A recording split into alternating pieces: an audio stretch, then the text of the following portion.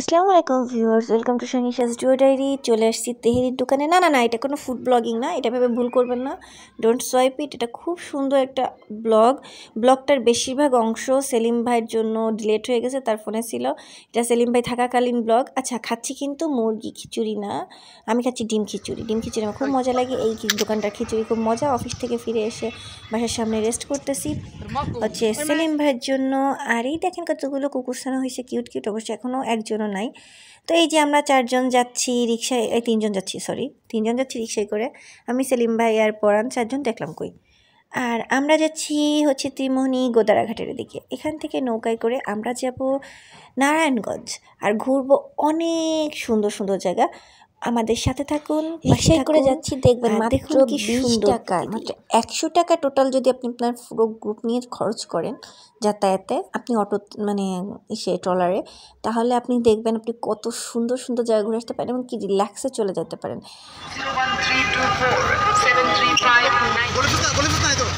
রবিন ভাইও চলে আসলে এর মধ্যে। এবার আমরা রওনা দিচ্ছি। এই যে আমি আর সেলিম ভাই অলরেডি ট্রলারে উঠতেছি। ট্রলারে প্রতিজন 20 টাকা।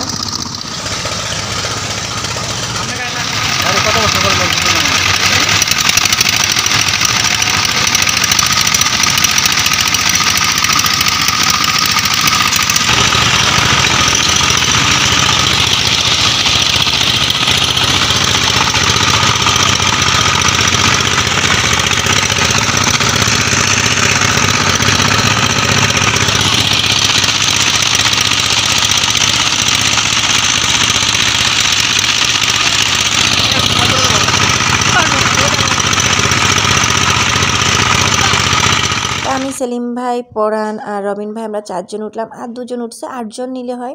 আমি ভাবছি যে এই ট্রলারটা বোধহয় ধাক্কা দিবে। এইটা হচ্ছে যে ব্রিজটা দেখছেন, এটা হচ্ছে ত্রিমোহনী ব্রিজ।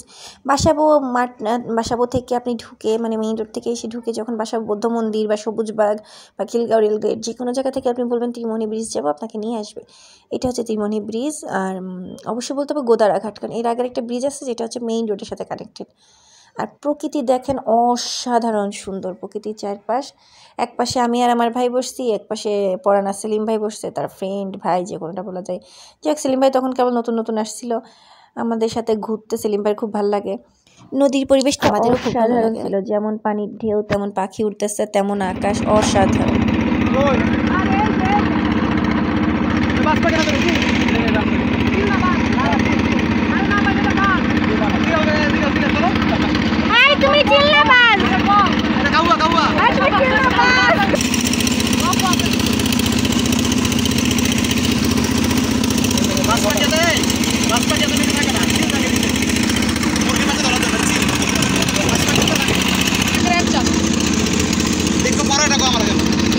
বলে রাখছি যে আপনি এতে বাস খাবেন।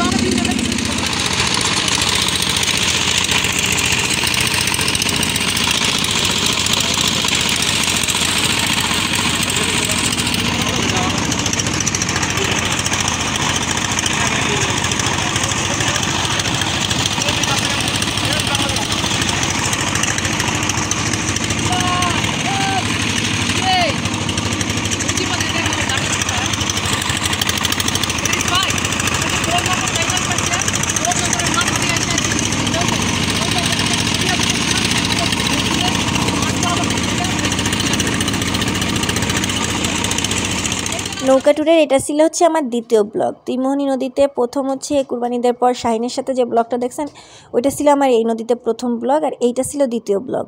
এরপরে আমরা জিহাদ, সানি, আমরা সবাই মিলে গেছিলাম, ওইটা ছিল তৃতীয় ব্লগ। কিন্তু তবুও এই দ্বিতীয় দিনটা আমরা অনেক বেশি এক্সপ্লোর করছি। তৃতীয় দিন আমরা আর এই দিকটায় যাইনি। এটা হচ্ছে ত্রিমোহনীর 3 মাথার যে মেইন 3 মোহনা, সেই মোহনাটা। এই মোহনাটার এই জায়গাটা আসলে যে কী সুন্দর লাগে। আর এইটা শরৎকাল ছিল, প্রকৃতি এত অসাধারণ সুন্দর ছিল, আপনারা বিশ্বাস করবেন না। এই ব্লগটা জুলাই মাসের ব্লগ ছিল। যখন শেখ হাসিনা তখনও ক্ষমতায়, আর তখন কেবল জুলাই বিপ্লব শুরু হচ্ছে, আর সেদিন আমরা ঘুরতে বেরোছি।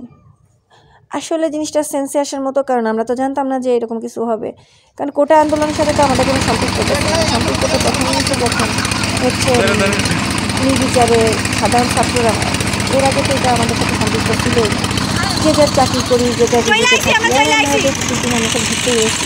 তো ওরা পৌঁছে গেলাম কায়েতপাড়া। চলে আসছি। কায়েতপাড়া থেকে বের হয়ে নৌকা থেকে নেমে আমরা এবার যাচ্ছি হচ্ছে বাজারের দিকে। এই সামনে গেলে এই বাজারটা পড়ে। এই বাজারটা একদম আপনার মনে হবে আপনার বাড়ির পাশে কোনো গ্রাম্য এলাকার বাজার। এটা যে ঢাকা শহর আপনি চিন্তাও করতে পারবেন না, কিন্তু এটা ঢাকা শহরের একদম অদূরে নারায়ণগঞ্জে অবস্থিত।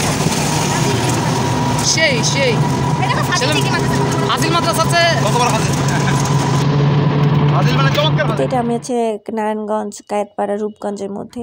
আর পরিবেশ দেখেন কি অসাধারণ সুন্দর, এদিকটার ওয়েদার অসাধারণ সুন্দর, আর প্রকৃতি দেখলে আপনার শুধু চেয়ে থাকতে মন চাবে আমি এখান থেকে না ফিরি।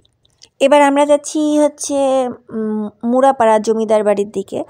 এদিকটা যাওয়া যে এখান থেকে কত সহজ, আর মুড়াপাড়া জমিদার বাড়িটা যে আরও সুন্দর, অসাধারণ সুন্দর। অবশ্যই সেটা এখন কলেজ হিসেবে ব্যবহৃত হয়।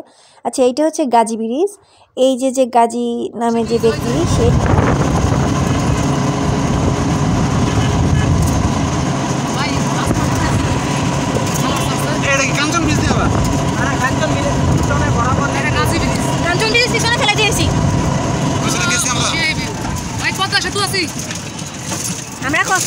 আমরা হাজি সেতু না গাজী সেতু গেলে কি সেতু জানি, গাজী সেতু না, গাজী সেতু কইলাম না কাঁচা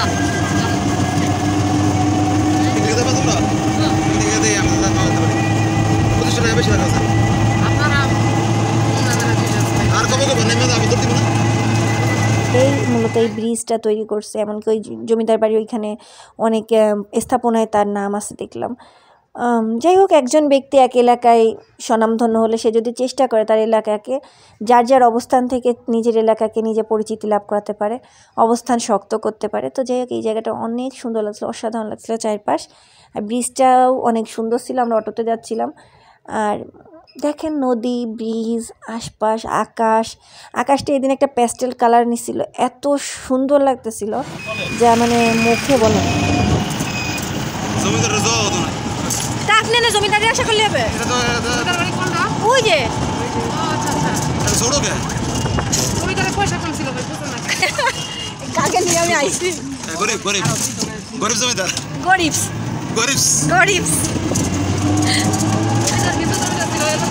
এই ইয়া থেকে মন্দির পর্যন্ত বাড়ি তল দিয়ে 100% গাজী অডিটোরিয়াম, মুড়াপাড়া কলেজ,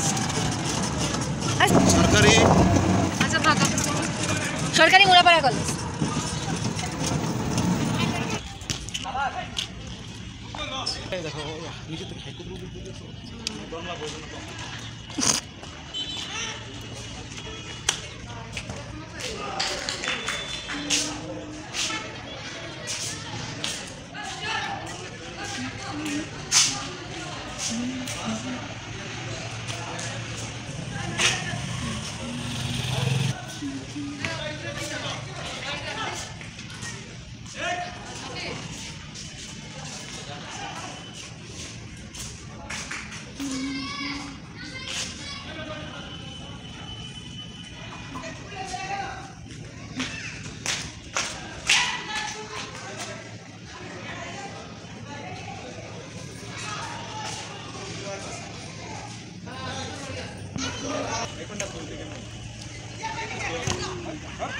সেই ঐতিহ্যবাহী এলাকা।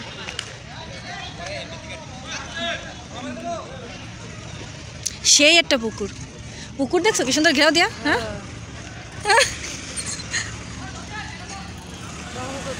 আমাকে ফার্মা তো বাদ সামনে আইতে চলে গেছে স্মৃতিসৌধন, এটা শহীদ মিনার।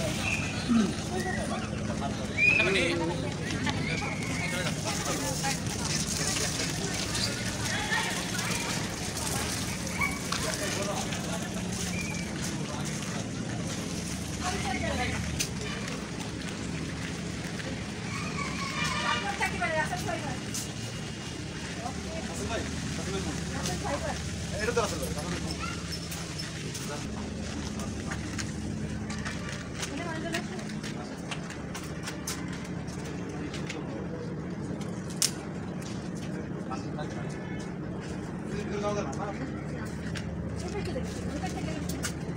পুরন বাড়িটা জমিদার বাড়ির অন্তর্মহল এখন মোড়াপাড়া সরকারি কলেজ নামে অভিহিত। আর ভিতরটা আমরা দেখার চেষ্টা করছিলাম। এই পাশে পিছন সাইডে আরেকটা এরিয়া আছে, সেখানে পুকুর পাড় আছে। সেই ভিডিওগুলো সব সেলিম ভাইয়ের মোবাইলের সাথে স্কিপ হয়ে গেছে। তো চলেন, মনে এক রাশ দুঃখ নিয়ে যে ওই ব্লগগুলো আপনাদের সাথে শেয়ার করতে পারলাম না, আমরা ভাজাপুরা খেতে খেতে চলে যাই। আর এই দিনের আকাশ ছিল অসাধারণ সুন্দর। এদিনের এই আকাশ, এই লাল রঙা আকাশ বাংলাদেশে এক নতুন বিপ্লব নিয়ে আসছে। বাংলাদেশে সুন্দর হবে কি খারাপ হবে ভালো হবে জানি না, তবে বাংলাদেশের জন্য দোয়া রইল। সবাই আমাদের জন্য দোয়া করবেন। আল্লাহ হাফেজ।